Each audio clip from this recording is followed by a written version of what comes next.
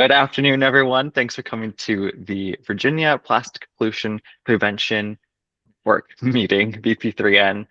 We have a very cool story for Earth Month this week, this month's meeting today. That's what we will hear from in a few minutes. But I just want to give time at the beginning of the meeting for everyone to share, or anyone who wants to share, stories about events that they have going on this month, anything that they are looking for questions or resources on. And Christina was sharing about our Earth Month cleanup. So, Christina. Yeah, thanks, Joe. So tomorrow evening, Virginia Beach oceanfront will be overrun with volunteers looking to clean up the neighborhoods and the beach from Sandbridge all the way to 76th Street. And the Vibe Creative District. And we've got a restaurant on Norfolk Avenue that's participating and extending their happy hour just for volunteers. One of the local pizza places, Doughboys, has donated some pizzas for an after party at the Surf and Rescue Museum. So it's going to be a big old Earth Day celebration at the oceanfront. And then while I'm speaking, let's see, what else do we have coming up? Oh, we have the film screening. We're all plastic people now at the aquarium, Virginia Aquarium, on May 8th. Dylan, who is on here, will be one of our panelists, as well as Mark Swingle and Dr. Sherelle Rapport. I can't think of her. On a report. Yes, that one. And they will be our panelists, and we're going to be talking plastics. The Mid-Atlantic Ocean Forum is going to be here in Virginia Beach. Cynthia is coming down for that, and that will be May 4th through the 6th at the Virginia Beach Convention Center. And I am the after party planner. Imagine that. And so yeah, there's a lot going on. And our second annual Sea Turtle Celebration is also in the works. That'll be June 14th, Green Sea Turtle Day at Back Bay National Wildlife Refuge. So that's all. Thank you, Christina. Lots going on. Anyone else have anything that they want to share? I will share. And Sure. I apologize for not having my camera on. I actually never brushed my hair this morning. This is the first year since 2000 that I have not had like an event that I was planning for Earth Day. And it feels great just to do other people's events. And I highly recommend it. Maybe not every year.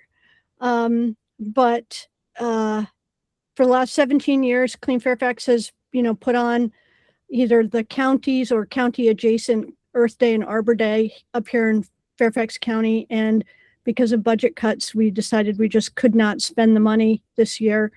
And I'm okay with it. And so we are just doing other people's Earth Day and Arbor Day events. And again, I highly recommend trying that out every now and then. We don't all need to organize something, although someone does need to do it. It doesn't always have to be us. So that's my news from Northern Virginia. I'm glad you got a little bit of a break this year. I'm sure it's well deserved and needed. It is definitely needed, and I don't even feel the least bit guilty about it. April has quickly become one of the busiest months of the year, when it used to be like August or September. Now it's April. Anyone else? Jen, how was the ALX dog walk? I didn't do it, but Daniel did it, and he said it was great, and we are just sort of waiting to get some more of the information back, like how many people were there. But what I saw on the socials, it looks like a great event. I think we'll definitely do it again next year, no matter what we do. It looked like it was an incredibly sustainable event, which, around here, there are a lot of Earth and Arbor Day events, and there's still a lot of single-use plastic water bottles to be found at them. And this did not look like that kind of event at all. And so we really like being involved in those kinds of things. So I think we'll definitely do that one again next year. Great, thank you. Anyone else have any cool events to share, or if you need help promoting something, any questions for anything, feel free to share.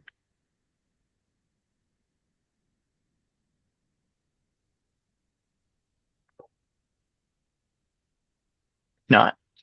There are a few updates on the VP3N side, which is the same as the last few months. So we do have 2 ongoing work groups.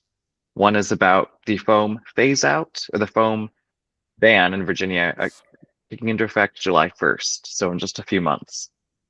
And we have a really great toolkit and lots of foam-free resources to give out to restaurants, or counties to give out to restaurants, to help them transition away from foam and find some sustainable alternatives that are within their price range that they can easily switch over to ahead of the foam ban. The idea behind this work group is to help these businesses affordably and sustainably transition away from foam, because our goal is not to switch from foam to black plastic, for example. We have paper-lined compostable products we giving out as disposable options, but of course the best option is a reuse system. If that's not available, we have things to give away. We also have a plastic bag fee work group. Under Virginia law right now, cities and counties are able to implement a 5-cent plastic grocery bag fee. It takes a lot of work. So this work group is made up of representatives from, not political representatives, but people from cities and counties who want to see a plastic bag fee implemented in their city and county. And we compile resources in this group. We are working on advocacy routes and awareness building to gain support for the plastic bag fee. Right now, our big push are movie screenings across the state in partnership with Oceana, where we can show a documentary, We Are All Plastic People. And we're going to try to get people out en masse to learn about plastics and get them on board with the plastic bag fee. So if you would like to join either or both of those work groups, you can just reach out to me and I can get you on the calendar invite and your access to the Google folders, and see you at the next meeting. State of Virginia Waterways, also, as we will soon hear, became a Virginia chapter of Balloon Mission. So if you're interested in hosting, sponsoring, or managing a balloon recycling bin in Virginia, you can do that through the hyperlink on the agenda. There's an order form with more information. We have a webpage about it on Clean Virginia Waterways website. Our goal is to collect and recycle 1 million balloons by 2030, 2028? 2028. When you say 1 million balloons, you have to. And you will hear about that in just a moment from Cynthia. So I'll leave that there. And then our Virginia Marine Debris Reduction Plan is almost published, but I left the spreadsheet in here with all of the actions in case you want to take another look at it and put your name down. The very tail end of our planning process. We will not deny or turn anyone away from signing on to an action if they so choose. And that leads me into guest speaker. So I will turn it over to Cynthia and Christina. Please feel free to give yourself a glowing introduction. And before you do, Karen. Yeah, I'm sorry. The Marine Debris Reduction Plan, Zach, I see you there. I super busy last couple months, but I'm still alive. But I didn't know, was I supposed to participate in something else up to this point in time, or are there things moving forward? I believe you're no, all set, Karen. Sorry, Zach, go ahead. Oh, I was gonna say, you've already signed up for multiple actions.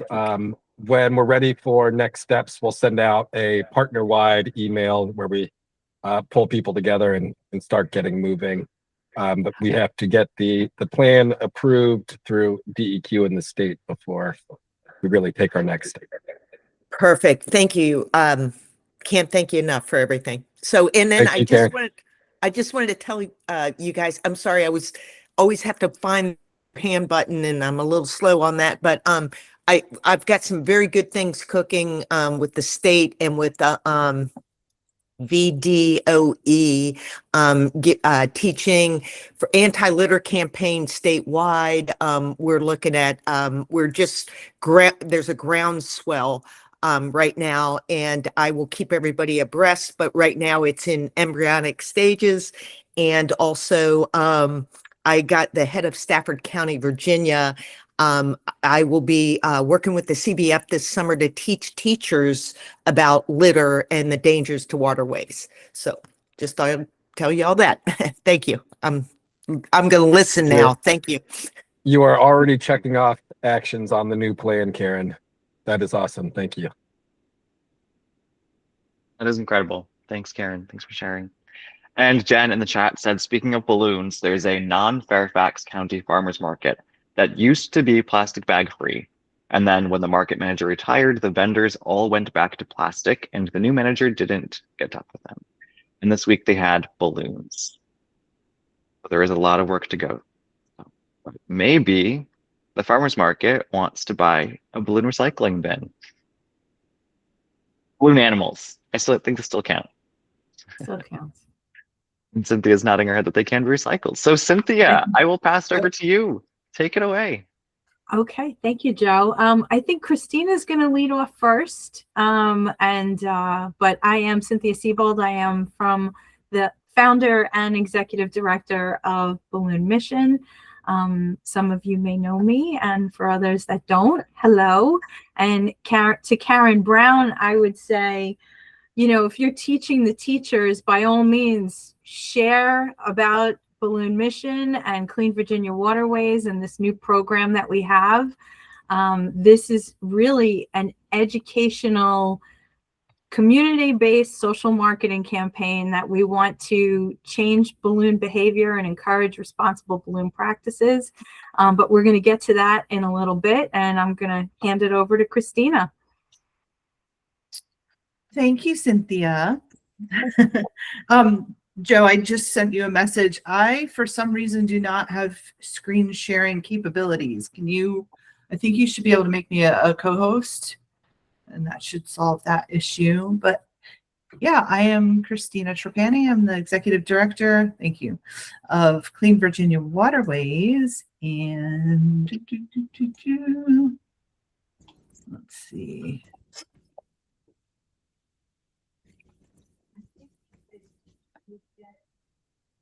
All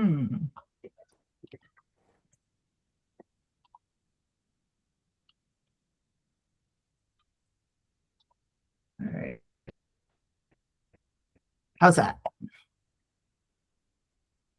Looks good. All right. Right. So yes, we are going to talk balloons today. And I want to recognize my mentors and co-researchers and balloon friends here, Kathy O'Hara. Her and I'll be talking about her in a few minutes. Kathy actually is one of the founders of the International Coastal Cleanup. And so she's been in the world of marine debris for quite some time. And also Katie Register, the founder of Clean Virginia Waterways and former executive director. And she's now retired, but we still chat balloons every once in a while. But yeah, both of these ladies were instrumental in the work that I've done over the years with this particular type of litter. So I just wanted to recognize them as my partners and co-authors on this project.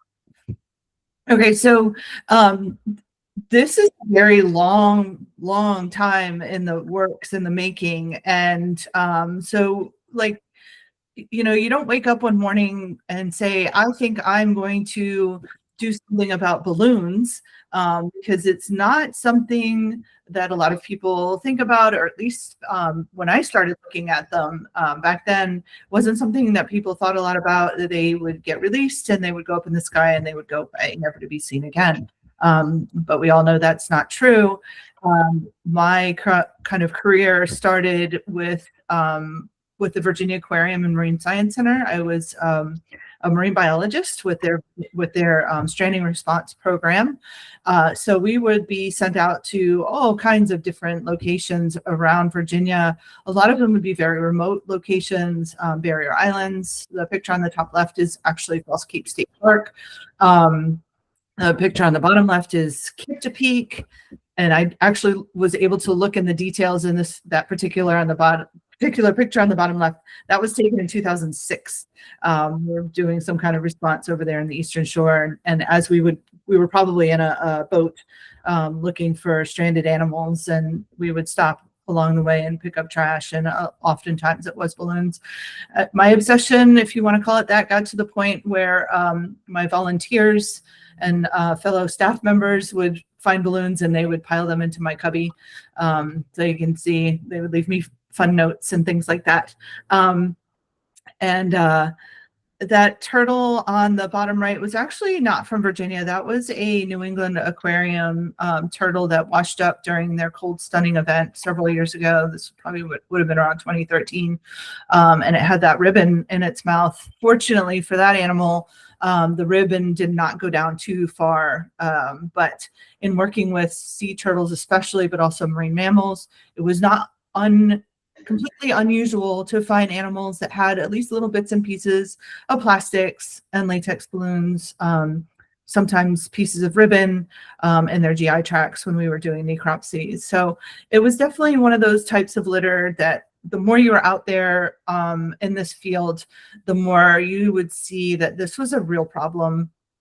And 20 years ago, people hadn't really caught on to that yet. A lot of people had, but quite a few people had not. So Kathy and I set out to prove it. We decided, I left the Virginia Aquarium in May of 2013, and the next month we decided to hop on a boat with one of the biologists that would go out and survey these barrier islands on the Eastern Shore. They were surveying for shorebirds and shorebird nesting. We decided to just take a walk on Hog Island and just count balloons. And we ended up in that walk picking up 170 balloons. And that picture is actually from that survey. We had taken just a few pieces of paper with us, and you can see we were just writing down everything about every balloon that we found along the way. And unfortunately, it doesn't show the other side. We had some data sheets for any stranded animals that we might find. And we were literally writing information about balloons on all the lines on those sheets as well. So it was quite stunning to see that many balloons. Little did we know, in 7 miles, 170 balloons was nothing, because as we went along, we would start finding 150 to 170 balloons in 1 mile on some beaches. So over time, we ended up surveying 5 different beaches on Virginia's East Coast, coastal beaches, from Cedar Island to Hog to Smith to Fisherman Island. All of these islands are protected by either the Nature Conservancy, Fish and Wildlife Service. I think those are the 2 main ones. False Cape State Park, that of course is a Virginia state park. And not a lot of foot traffic going on here. So all the balloons that we were finding obviously had washed in. And we started also recording other types of debris that we were seeing while we were out there. If we had volunteers with us, they would record the debris while we recorded the balloons. And it turned out like the balloons were almost always the most common type of debris item we were finding on these remote beaches. That was really interesting to us. So we ended up creating a data sheet. We came up with some protocols. We were maybe a little overkill on the types of data we were collecting. We recorded the GPS coordinates for each balloon, the type of balloon, the condition. We would take a photo of the balloon before we touched it, and then we would lay it out and take another picture. we were able to record logos. We were finding balloons from different states. Of course, if they had a logo, we could tell where it was from, different characters, holidays, things like that. And over the course of, I think it was 2013 to 2018, when we did our first report, we had picked up more than almost 11,000 pieces of balloon litter. So when I say that, I mean the balloons themselves, the ribbons, the attachments, like pieces of tape or the little discs, the clips. And you can see by some of these numbers, Fisherman Island on average had over 200 balloons in a mile during these surveys, which is insane. So yeah, we kept going. The first 2 years we did these surveys, Kathy and I just did them as volunteers. But as we were coming back with this data, the Virginia Coastal Zone Management Program actually funded us to continue on with these surveys and to standardize our protocols and our data collection. So again, looking at, this is actually from a different study that I did for 4 years monitoring. Oh no, this is the balloon litter study. I'm sorry. Again, looking at the top 10 items here, the balloon related litter blew away everything else. Yeah, 2013 to 2017. And looking at it in this manner as well, where you can see it compared to other debris types, bottle caps, number 1, balloons, number 2. If you look at like our international cleanup data in Virginia, cigarette butts and food wrappers are almost always 1 or 2. And it was interesting how that shifted on our remote beaches. So our protocol, we have actually got a request from the Coastal Zone Management Program to publish our protocol because the entire Mid-Atlantic was going to start doing these surveys. There was going to be a group in each state in the Mid-Atlantic that was going to follow these protocols and collect the same type of data so that we could start a database, long-term data collection to see what happened with all of the projects that we were doing over time. For example, in Virginia, we did a community-based social marketing project and came up with a educational program called Joyful Sendoff, and that was a balloon litter reduction program that was kind of aimed at weddings and joyful occasions. So we were going to work, instead of trying to work with the sad things like the funerals, we wanted to catch people when they were happy, and that's when we could offer them alternatives to balloon releases, like blowing bubbles or the wands and planting trees and things like that, pollinator gardens. And that Joyful Sendoff eventually turned into a Mid-Atlantic educational program called Prevent Balloon Litter. And they are both still active today. But the Prevent Balloon Litter was something that the entire Mid-Atlantic was going to use to educate the public about the dangers of balloon releases and the alternatives. Let's see, so this is just kind of a timeline of this entire project, but basically by having all the different states doing these surveys, we could look at data over time. We could kind of look at the different types of even the beaches and where the balloons were kind of more popular. I think New York and Virginia are battling for the #1 spot right now of the Mid-Atlantic states for the most balloons that we're recording. And then again, having that long-term record. So we've been doing these surveys now on Fisherman Island. We stopped doing the other 4 sites in 2019, 2018. And we're just doing Fisherman Island twice a year. But now we have data all the way back to 2013. So 13 years of data on balloon litter. And let's see, it's a great way, to look at change over time. Changes in trends, like are we seeing more foil, are we seeing more latex, are we seeing more balloons, less balloons, things like that. Let's see. Okay, so here is our monitoring balloon. Oh, okay, so we just published an 11-year report on Fisherman Island, and again, balloons and all the pieces and parts that go along with balloons remained number one even over the 10, 11 years of time. Cynthia, I think this is where I stop and you start. Yes, I think you're right. Well, Okay. that was always Very quick. very quick. I'm going to share my screen now. Let's see. And, you know, I always love hearing you talk, Christina, because, you know, I always learn something new. And so let's get this going. Hold on 1 second. 1 second. There we go. Can everybody see? Yes? Okay, great. Wonderful.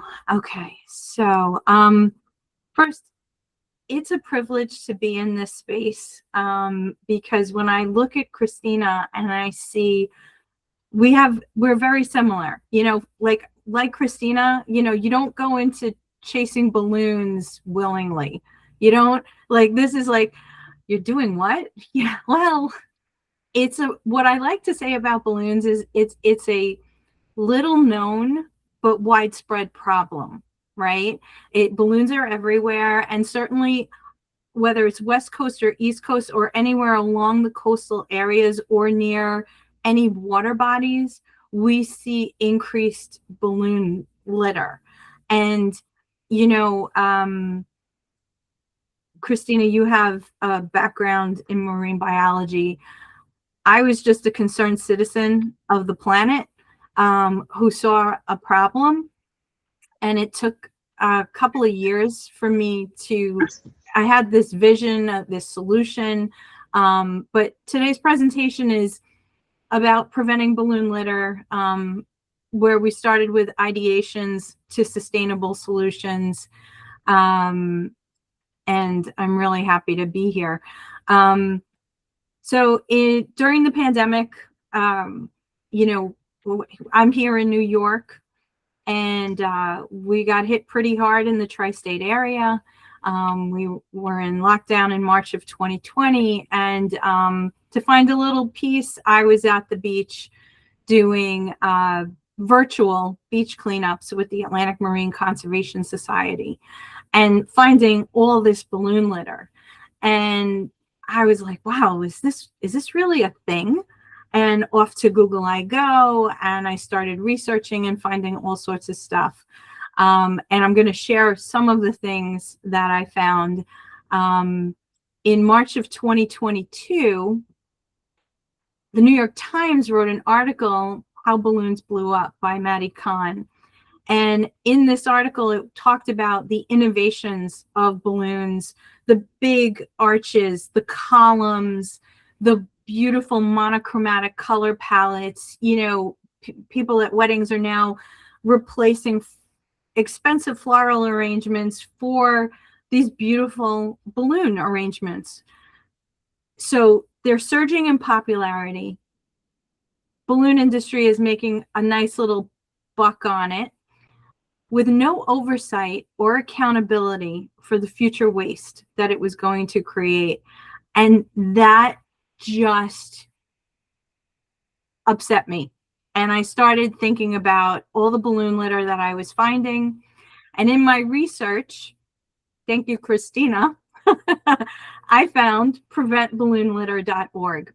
And under preventballoonlitter.org, they had all about balloon litter. And they had cited NOAA, the Ocean Conservancy, statistics from the International Coastal Cleanup, balloons blow. This wasn't just local problems here in Virginia, New York, or California, or Florida. This was a problem that was around the world. Prevent Balloon Litter provided resources, a teacher kit, but what was the most compelling part of the program was the approachability of the program, that it was very welcoming in saying, hey, it's okay to use balloons as long as we do so responsibly, which was something that you didn't really see environmental groups do that often, right? You have like Greenpeace, they're sitting in the middle of a street and blocking traffic, the tree huggers. These were real solutions. This was a real middle of the roadway. Hey, we spotted a problem and we have solutions for it. We want you to use eco-friendly alternatives. We want you to pop and drop your balloons into a balloon bin and make sure they never fly in the sky. And I was like, wow, this was really a game changer, and it spoke to me, the middle of the road person. And what I really loved was Metro Productions and Clean Virginia Waterway. Well, it was Virginia. I'm sorry, Christina, you could probably chime in and tell me who else. I know you were involved in the Say No to Letting It Go, this really sweet animated 2-minute video about the balloon problem. And I have to say, I use this whenever we work with schools or libraries and we're introducing the program. This is how we introduce it with the PBL, Say No to Letting It Go and Preventing Balloon Litter. The one thing that I loved about PBL, and this is where Balloon Mission, this is really our foundation right here, is this was a community-based social marketing campaign to discourage one behavior of intentional balloon releases while encouraging eco-friendly alternative behaviors like blowing bubbles, planting a pollinator garden. And while this was really focused on joyful send-off and wedding celebrations or graduations and things like that, the memorials are really part of our culture. Balloon releases, it's estimated about 1 million balloons are released every year for memorials and celebrations just here in the United States. And we want to change the culture, modernize the culture.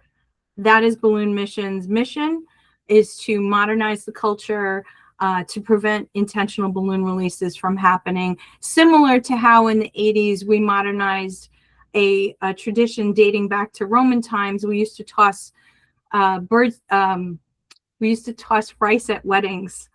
And we don't do that anymore because this false rumor went around before the internet, before cell phones and social media, that birds were eating the rice after weddings and their stomachs were exploding. I'm sure there's 1 or 2 of you who might be online right now who remember that.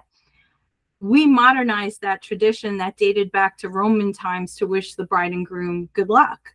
And we did that, and when we now toss birdseed, we blow bubbles and all sorts of other things.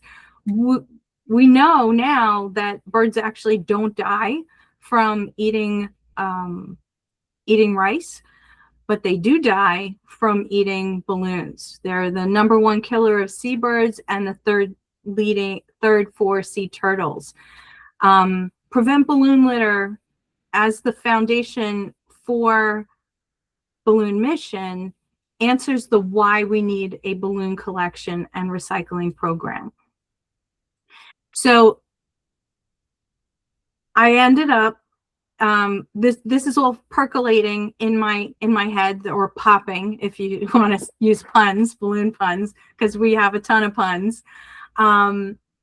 A few minutes from my house, about 10 minutes from my house, I stumbled across a balloon litter survey, the same surveys that Christina was talking about earlier with Marco, the Mid-Atlantic Regional Council on the Ocean. And so this was my first balloon litter survey with the New York State Department of Environmental Conservation. And, that ghost netting that you see right there at the very tip is a pink piece of plastic balloon ribbon. And it kind of blew my mind that there was a balloon litter survey happening. It's like all points were leading me on a balloon mission. And I had some solutions to this. I joined with the help of the DEC. They connected me with Marco and the Marine Debris work group, which was for somebody like me who has no background in the environment, nothing at all, just a concerned citizen of the planet. This was such a collaborative and welcoming group to be a part of. I learned so much. I learned so much about community-based social marketing. I exposed myself to other teams. We had a Rethink Your Drink campaign. And so I took those CBSM skills and started applying them throughout Balloon Mission and understanding what my signs needed to look like, what a balloon collection bin should look like, what the elements are to create positive behavior change while discouraging practices that you want to. Data proves a problem. Like when Christina was showing you earlier, this is New York.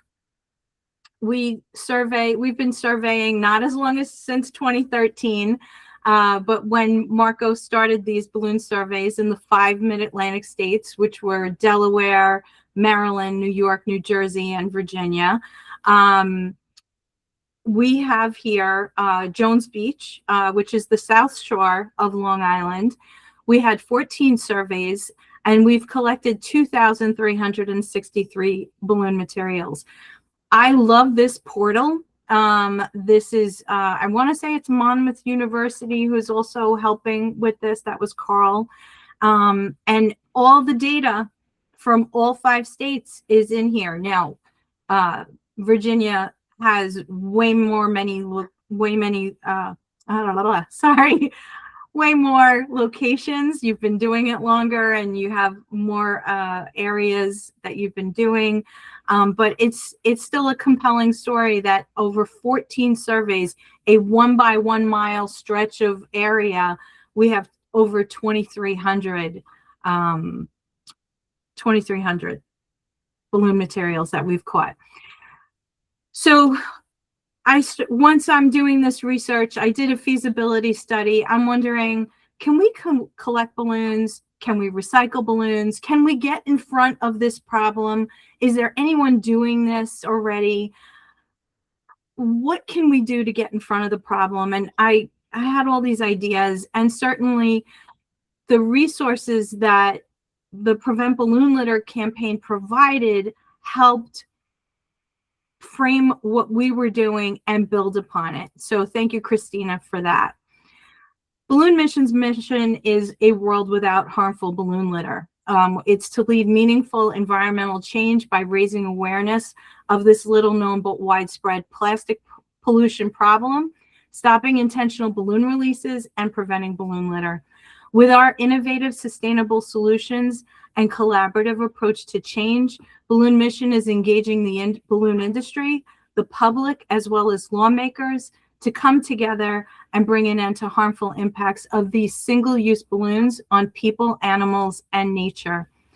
Balloon Mission is set up in 5 pillars: public awareness and engagement, as well as education, industry engagement with balloon sellers, balloon manufacturers, legislation and policy change. We're working throughout the country, and our website is a hub, a resource similar to how the Prevent Balloon Litter campaign, the preventballoonlitter.org website, and thank you, Virginia Whitmer and Christina and everybody else who have contributed to that. We want to be a hub of information. And so we have maps and information that if anybody's looking to create new policy and no balloon release laws, we want to help be an educational resource for that. We're also here to champion solutions and eco-friendly alternatives and do research and measurement. We didn't have the perfect solution when we started. I wanted this to be a collection and recycling initiative. I started here on Long Island in January 2023 in 3 elementary schools and 1 public library. I wanted our balloon bins to be permanent, public facing, again, thinking of a community-based social marketing campaign and what the elements are for that. Our goal was a balloon collection program so we could intercept litter at the source, discourage intentional balloon releases while promoting responsible celebrations. And together, we were also partnering with the balloon industry. This here on Long Island, we partnered with adults with intellectual and developmental disabilities to go around to our pop and drop locations, pick up the balloons, sort them between latex and foil, count them, and provide that citizen science data that shows people care about this initiative, they want it, and they're going to do it. And I'll talk about those numbers in a little while. We also, you'll see here, this balloon mission certified 2025. Our mission is collect, protect, preserve. We're collecting balloons to keep them out of the environment, to protect animals, people from the harmful plastics that they are. Even the latex are plastic, as they're infused with polymers and plasticizers that increase their tensile strength and keep them inflated longer, even with air. And the goal is to preserve our environment and our oceans from this plastic litter. I'll talk a little bit about the certification program that we're hoping to roll out in 2026 in a little bit. Our mission, we have 2 bins for one balloon mission, one to collect and one to recycle. This balloon bin here that you see is one of our early partners, the Long Island Children's Museum. They designed this balloon bin. We came along at the perfect time. Their board wanted to get rid of balloons at children's parties at the museum. And we said, no, you don't need to. Just collect them with us, and we will see them safely disposed of. As part of that CBSM, we want to socially diffuse new norms, right? And we're doing that with our balloon bins. We also are posting signs, no balloon release signs. There are certain municipalities, and I know with Virginia also, education is so important. Nobody knew that in 2019, there were so many municipalities here that had passed no balloon release laws. So we have probably posted about 60 signs throughout Long Island to educate about it. This is a full-size version of our balloon collection bin. 80% of our balloons that we collect in our program are repurposed with ReWorld, a EPA certified solid waste to energy solution here on Long Island. 10% of our balloons are recycled with TerraCycle, and about 10% are reused for education purposes with inspiring art programs that we have here in New York, New Jersey, and we are very open with all of our information and sharing that. We are popping traditions and pioneering sustainable solutions. Over 100 organizations have said yes to our program since we launched in 2023. We have, here on Long Island, we've collected over 70,000 balloon materials, 80% of which are latex, 20% are foil, also known as Mylar. Mylar is a brand type like say Kleenex or Bounty paper towels. Mylar is a manufactured type. We partner with the Sustainable Libraries Initiative. That's a international program where you can get one of our balloon bins, and if you're having other collections, community collections, we can do that as well. We also have a mail-in program. I'm going to show you that in a second. I said earlier that we're partnering with the industry. The Coalition for Responsible Celebration is members include manufacturers, wholesalers, and we are working together to try to create an industry-wide, nationwide subsidized recycling program. This is on our website. This is what our banner looks like. Talks a little bit about our metrics. And, you know, also we have our first balloon mission chapter with Clean Virginia Waterways. And, you know, it's great to bring it home to Christina and build this program. I also want to share that we have our, this is where balloon bins, public facing balloon bins are right now. We're not just in New York and Virginia, we're around the United States. You can also mail in your balloons. We've had balloons come in from South Dakota and Colorado, from New Hampshire and Vermont. I think I want to get a map together of how many balloons are coming from what states. We want to make this an accessible program because the more we can create and these synergies, this is, you know, some of the balloons that have come in. And then back to the PBL campaign. We were just at the Long Island Children's Museum for STEM weekend this past weekend. This is what CBSM, community-based social marketing, is about. We talk about, in the first banner, you'll see the balloon litter impact. The second banner is about alternatives, eco-friendly alternatives to intentional balloon releases.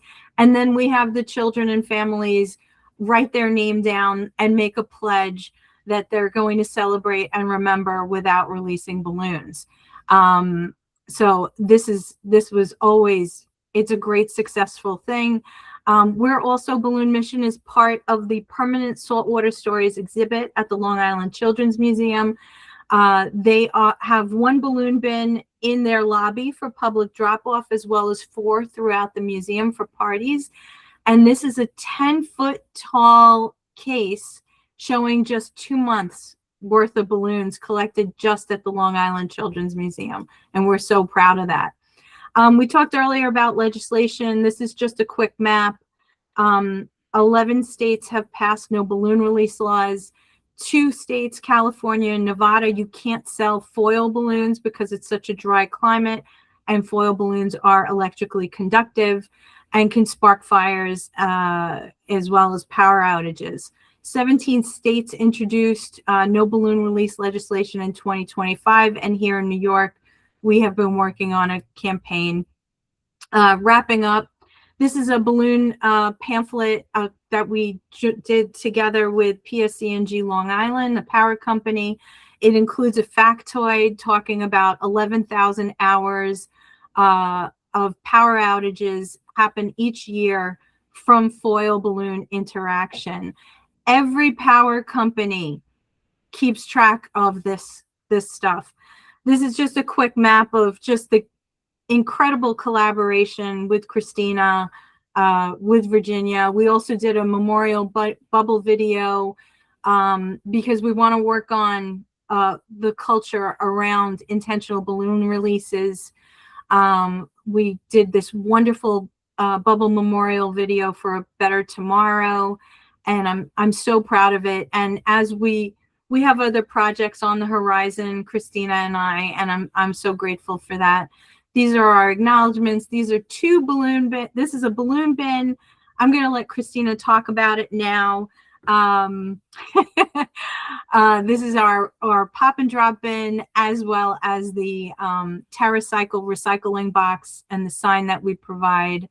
And that's the end of my presentation.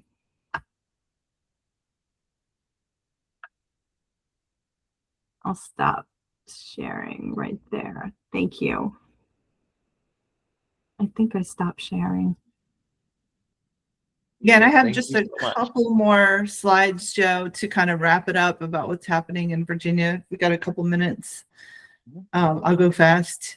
Thank you, Cynthia. I always love listening to all the things you've been doing up there. It's amazing. Thank you. Let's see. So yes, here in Virginia, we were able to pass or change the law. In Virginia, starting in 1990, it was illegal to release 50 or more balloons. We changed that to 0 in 2021 after 3 attempts. We tried in 2015, in 2020, and then 2021. So now it's, if you are caught intentionally releasing a balloon, it's a $25 fine per balloon. And since that law was changed,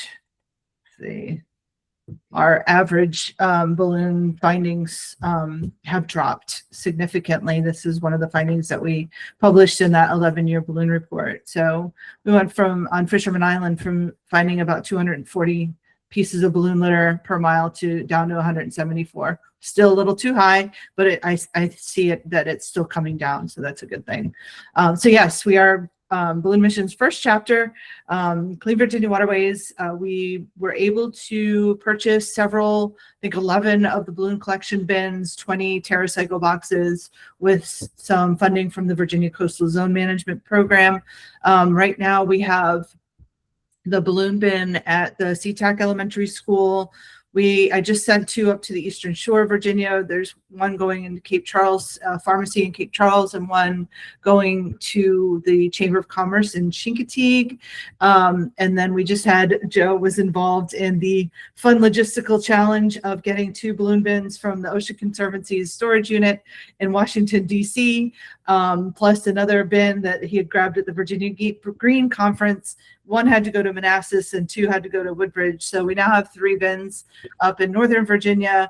I did drop off a bin at one of our local balloon sellers.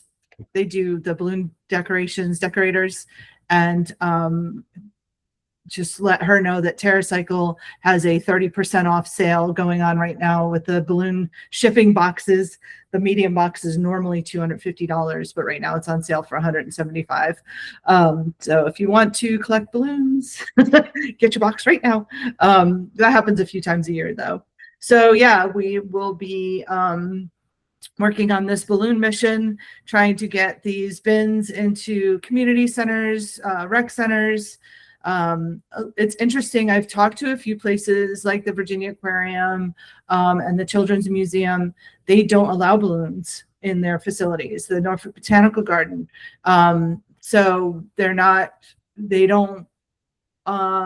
not sure if it would be an effective, like a place to put these balloon bins, because they don't actually allow them at their parties. So, which makes sense. Keep Norfolk Beautiful actually has one in their facility, in their office building, so people can bring them in and drop them off with them. So it'll grow, and I'm confident that we will recycle 1 million balloons by the end of 2028. So thank you, Cynthia, and thank you to everyone that's contributed to all the work that's been going on over the last couple of decades on this issue, and the sea turtles. Thank you as well. Thank you so much, Cynthia and Christina. That was a great presentation. It's really awesome to see both of your histories leading up to involvement in balloons and just how much you've accomplished with that story. Does anybody have any questions? Karen, go ahead. I had a question. Did Cynthia, did they consider,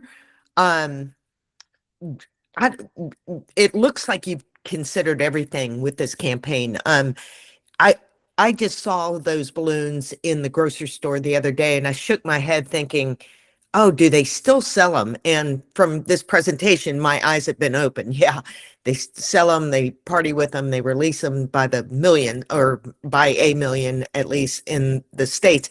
Have you ever thought about, like, would it work to put like a sign, like it's illegal to release it? Of course, that would go with a state law or what have you, but would a local grocery store, I don't know about signage at the point of sale, because people are so checked out and unaware of what's legal and not legal and the impact of these things. You know, that's a great question, Karen. And we have been working really hard to get signs up at the point of sale, you know, not necessarily like in a grocery store, but in like party supply stores. And so we're working with the Coalition for Responsible Celebration right now on what that messaging should look like. Because, you know, and then hopefully someday, because, you know, change moves at a glacial pace, Karen. And Yes, I'm you finding. know, but you have to start somewhere, right? And we're taking that stair step approach to sustainability. And so we're having these conversations now. We do want to get signs up. The goal is to have a balloon bin in every party store. You know, and once you start establishing new social norms, you know, maybe those grocery stores will come on. I mean, I also think also, you know, having discussions at the local level, you know, if you know the local grocery store manager and can get them on board, sometimes we see that impact. Sometimes we work with Girl Scouts and Boy Scouts. It's amazing how powerful these kids are and how much. We just had 6 balloon bins go up in one hamlet, town hall, 2 middle schools, 1 church, and the public library, just because the Girl Scouts were doing this as a silver award project. So, you know, think locally and just get out there.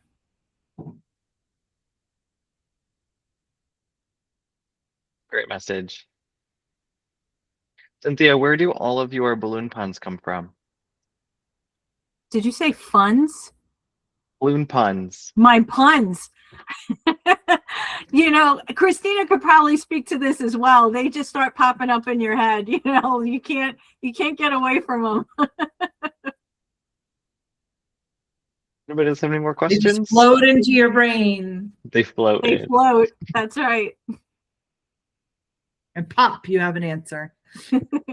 And you know, I will say that the pop and drop, I had loved that so much, that we made sure to incorporate that. And it was pretty scary getting into this space. Like, here you find somebody's work and you go, can we use this? Like, is this okay? Like, it is just so remarkable to me that I am now partners with Christina, the person who I found all the Prevent Balloon Litter stuff with, and we're working on this next evolution, based on her ideas and my ideas. So it's just incredible. Definitely. Great. Well, we are at time, so thank you all for being here. This is a really great story. It's always amazing to hear about balloon mission, so thank you for being here, Cynthia. Thank you, Joe. And check out balloonmission.org. Yes, balloonmission.org. And you know, if you have any questions, Christina or I can certainly answer them. And you know, let's talk about getting those balloon bins out in Virginia. That's the goal. Thank you, everyone. Thank you. Thank you. Yay, yay.